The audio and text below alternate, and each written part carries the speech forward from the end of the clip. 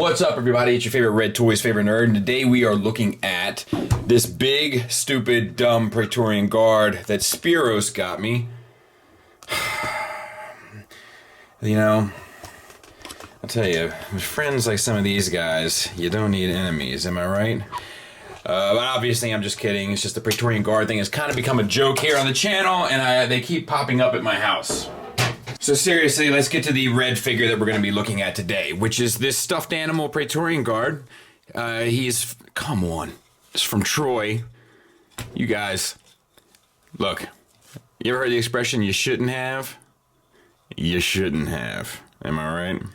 Alright, let's get serious. It's a serious channel. So this is the Fireflight offering from Zeta Toys. I want to definitely give a shout out to GCI Toys. They looked out for me on this one. A link will be in the description where you can order yours. They've done right by me, so I definitely recommend them. As you can see, he holds his accessories and everything. They're pegged in. There is some issues there. We'll talk about them. But let's look at the accessories separately real quick and get into this figure.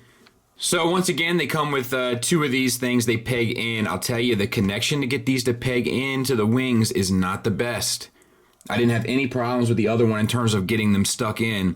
I had a problem with the C-clips being a little too tight and the missiles popping off, and they fixed that here. These stay in there fine, and the C-clips, as you can see, like, you know, like I'm messing with them. They're not popping out at all.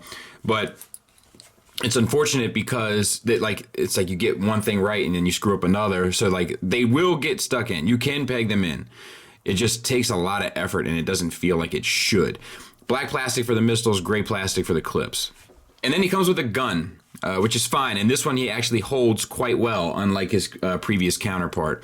But we have the light blue paint in there. Looks good, decent enough sculpt. One thing that got pointed out to me, and now I can't unsee it, is there's no holes drilled in. Like, you know, sculpt-wise, like there's no hole in the barrel. What's that about? So I'll say that right out of the box, first impression-wise, it felt fine. I know there's been a lot of scuttlebutt about whether this one is worse or better. I'll say right out of the box, it felt fine. As I got to messing with it a bit more, I did start noticing some issues that this guy has that my other guy doesn't have. But we'll talk about those as we go through. So the head is on a ball peg. You can see it was designed, and like the other one I think was too. Yeah, I've got him right here. Yeah, it was designed for light piping, but they made the decision to paint the eyes, and I think that was the right decision. Nice metallic blue paint on the eyes, silver paint on the face and on the top of the head, all looks good. Range of motion up to there, down to there, and then the swivel. This tab here for the head on mine, it's in there, but it doesn't feel super secure in there, which is a bummer. And let me see, I want to be critical of this thing because I did notice some issues while I was messing with it. We see them all right here. So, on the outside, it's basically a dual hinge universal set up into a swivel. So you get the swivel for the arm, and then using the dual hinge, you can get the shoulder in the proper position all the way up, even further, and then out to the side, no problem. You do have that little bit of gap there. That's not the biggest deal to me. And then we have the silver paint in there. Otherwise, nothing. Bicep swivel. It's not really a double jointed elbow, but it kind of acts as such. You basically get a hinge at the bicep and then one at the elbow, both of which, though, utilizing allow you to get a little bit past 90 degrees, so I think that's fine. Then we got the Tampo paint down there, the Danger, which is cool. Wrist swivel. Individually articulated fingers that work pretty well on tension hinges, and one pin at the base. So 2 points of articulation in each finger, and then the thumb is on a ball peg, which is fine. And the hand does actually hold the weapon this time a lot more securely than the first one does, so I'm okay with that. I am a little weirded out by this. Seems like an odd choice. You know, it reminds me of the male-female pins from KFC. But I don't know, it just struck me as strange, that's all. Same on the other arm. And all these joints feel great. Like there's a little tightness there that you can hear, but tolerance-wise, they feel great.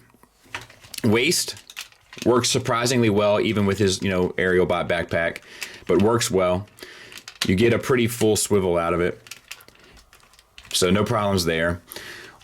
We got a little bit of silver paint there, translucent paint with, I think, silver paint underneath. I mean, or translucent plastic with silver paint underneath, pardon me. Waist flaps, they get up to there. For ratcheted universals, kind of. So now I can't get this one to move at all. Let's check this one. All right, so nothing. Well, you hear that? It's like it locks in place, but it's not right.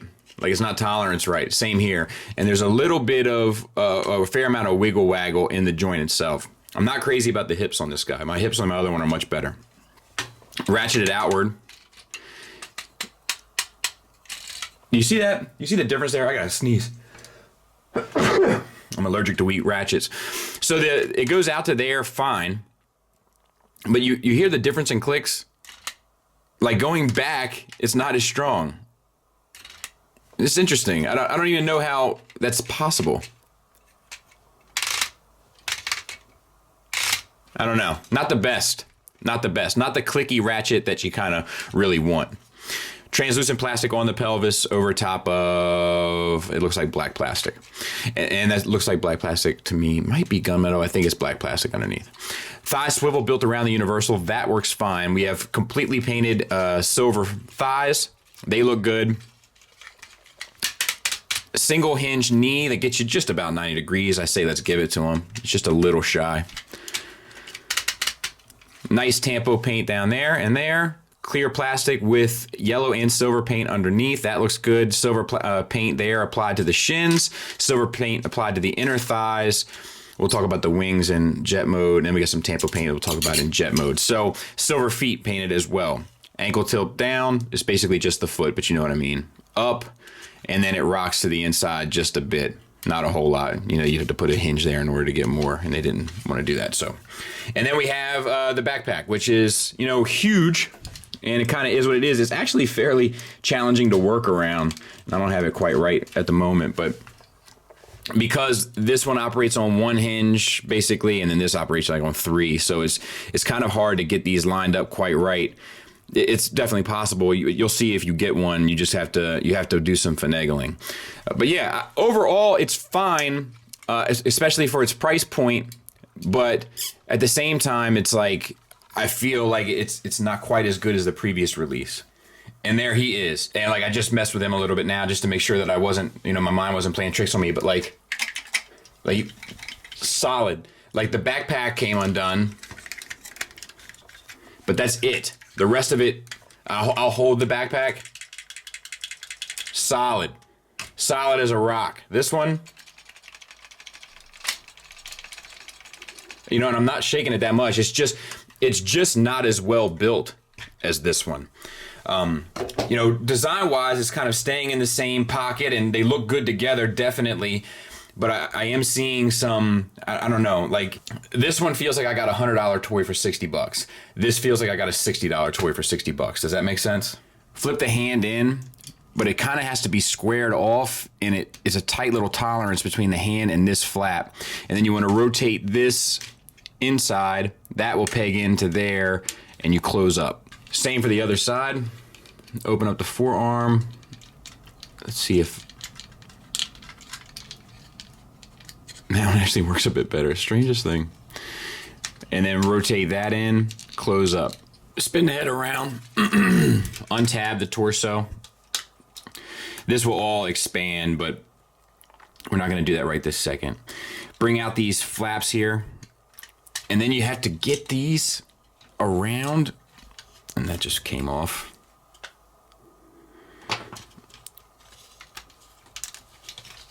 And it's, once again, it's a weird tolerance for these as well. They flip to the inside of the chest. And then we're going to double hinge accordion, basically. Actually, you know what? Let's connect these right now, and then we won't have to deal with it later. The arms tab into the side panels.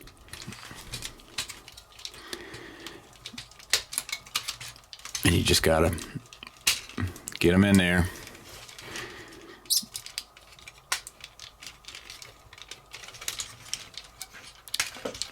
Peg in. And then accordion in, and then close this back down. take the front canopy and maneuver it out, and you got to untab it and slide it forward, and you kind of have to angle this back. This is what I was talking about before with these two pieces that are a little weird to kind of fit around one another. They kind of have to kind of sandwich in together, and then you see like the angle you got to get it out. And then this comes down and around, but you have to fold these inward, you know, which should make sense as you do it. And they peg in to the top of the chest as this comes down.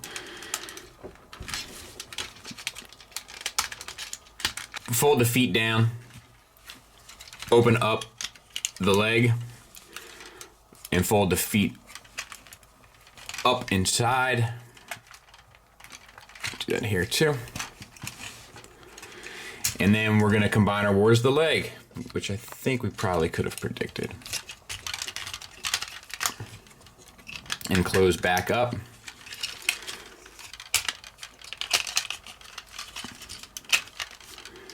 And then push together, close up, and bring these to fill in the gaps. And then the last step is to take the tail, close these two pieces around to form the bottom, bring this down, and get it stuck into these two spots. And actually, I didn't mention this, but I probably should. So this is easy, right? Fold the wing out. And this is easy too. I just think it's interesting. It's on a double hinge here, basically. So hinge, hinge, and then you tab in to the side of the jet, which gives it a pretty clean look and allows you some maneuverability in robot mode. And probably on R mode too, to be fair, which is nice. And that's him. And I like it a lot. Like, I think the jet mode works beautifully. I love the blue and yellow paint. Looks spot on. Blue and yellow paint on the tail fin. It's a decent size. We got Tampo paint throughout. It's a pretty clean, sharp looking jet. I dig it a fair bit. There's a landing gear here, here, and here. And this one is not spring loaded and rolls like a champ. Canopy opens. Yeah, I have no issue with this whatsoever. I think this is really well done. The metallic or the gunmetal gray thrusters in the back work great. All the paint is clean, sharp, and appropriate. I have no problem. Zero. This is exceptional. You know, this they pulled off beautifully. Incoming! All right, so let's go to arm mode. We'll close up our landing gear. Obviously, the C-clip missile things can plug in underneath, right? No brainer. We got to basically undo all of the big jet components and pop open this, and then you have to like get this head to go into there. So this red hinge here will allow you the ability to kind of feed this head through. And then just leave it sit there. We had to open up the legs to allow the tail completely out. And then extend the middle section, and these two red pieces here tab in to the sides there, but you kind of just like spread them, so to speak, in order to get them to work. And then you have that in. On this side, we'll open this up and we'll get this combiner port out. This just popped off. See, like, well, we'll talk about it. We'll talk about it at the end. But you guys gave me a hard time for the other one, and I told you it was my fault. Some of the stuff is happening with this one, and it's definitely not my fault in this specific scenario. All right. So then you feed the head back into the open cavity in the chest. And then you have your ratchet and close that up. All right, orient the elbow so that you can actually use the joint, which basically means, I think, spin this. Right? Is that right?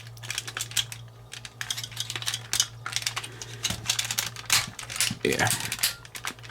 And then you want to have this down, this up, split these rear wings here like we had to collapse earlier, and then this is the part I really wanted to show you. So in order to get this to fit appropriately, make sure this tail wing is all the way back.